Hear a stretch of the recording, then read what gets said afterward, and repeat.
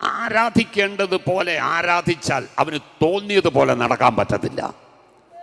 Hallelujah, സ്തോത്രം. ആരാധനയിൽ ദൈവവുമായിട്ടൊരു നല്ല ബന്ധം, സ്തോത്രം, നമുക്കുണ്ടായിരിക്കട്ടെ.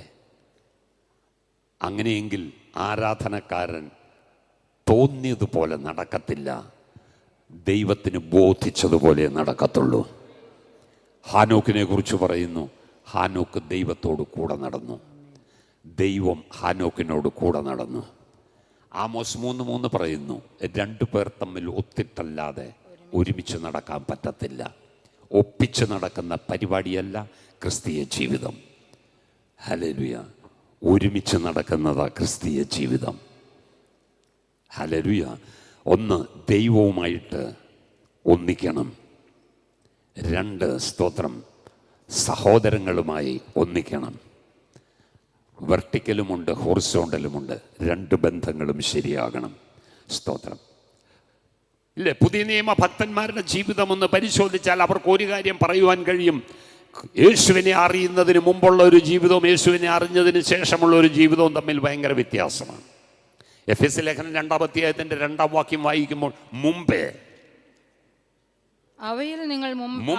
ഈ ലോകത്തിന്റെ കാലഗതിയെ, ആകാശത്തിന്റെ അധികാരത്തെ, അനുസരണക്കേടിന്റെ മക്കളിൽ ഇപ്പോൾ വ്യാപരിക്കുന്ന ആത്മാവിനും അധിപതിയായവനെയും അനുസരിച്ച് നടന്നു.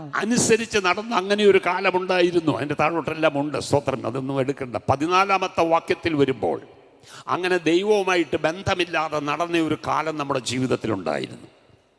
എന്നാൽ കർത്താവായ യേശു ക്രിസ്തു, സമാധാനത്തിന്റെ പ്രഭു, അവൻ ഇരുപക്ഷത്തെയും ഒന്നാക്കി എന്നാണ് എഴുതിയിരിക്കുന്നത്. ചട്ടങ്ങളും കൽപ്പനകളുമായ ന്യായപ്രമാണം എന്ന ശത്രുത്വം തൻ്റെ ജഡത്താൽ നീക്കി വേർപാടിൻ്റെ നടുച്ചുവർ ഇടിച്ചു കളഞ്ഞത് സമാധാനമുണ്ടാക്കിക്കൊണ്ട്, അതെ സ്തോത്രം, ഇരുപക്ഷത്തെയും ഒന്നാക്കി. ദൈവ പൈതലെ, സ്തോത്രം, ഈ ദൈവത്തോട് അടുക്കാൻ, സ്തോത്രം, ഒരു വഴിയും ഇല്ലാതിരുന്ന സ്ഥാനത്ത്, ഈ ദൈവവുമായി അകന്നുപോയ സ്ഥാനത്ത് ഈ ദൈവത്തോട് ചോർത്ത് നിർത്തിയത് ക്രൂശിലെ സ്നേഹമാണ്, യേശുവിന്റെ ത്യാഗമാണ്.